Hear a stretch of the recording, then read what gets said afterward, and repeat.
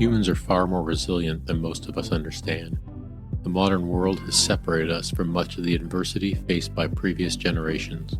On this NSP short, Walt Natynczyk tells a heartbreaking story about his family that highlights the power of the human spirit.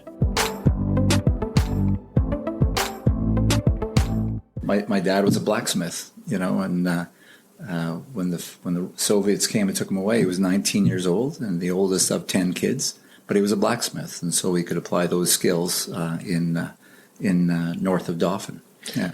And because you talked at the start about your family being in a gulag in Siberia, what was the impetus for that? How did that end up happening? Because you just said your father was taken away by the Soviets.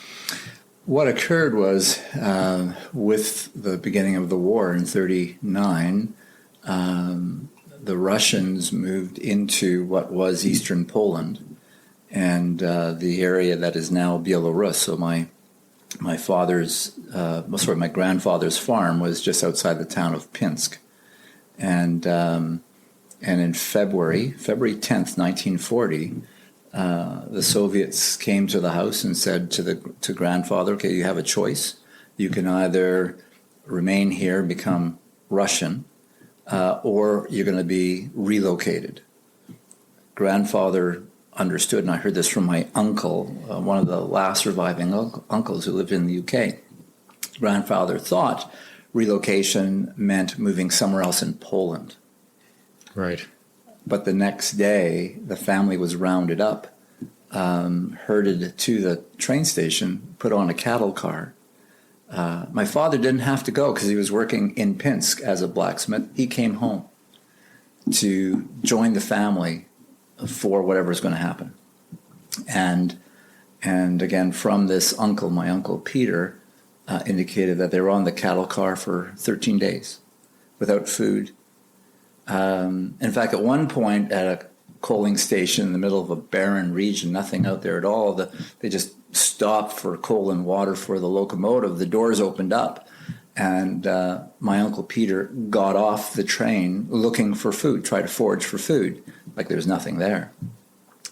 By the time he got back to the tracks, the train was gone.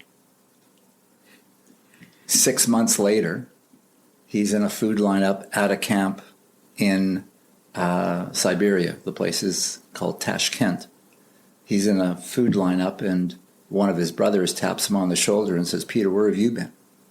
Unbelievable. And at that point, grandfather had died on the car on the train, as had two infant twins, and grandmother died of tuberculosis in the camp.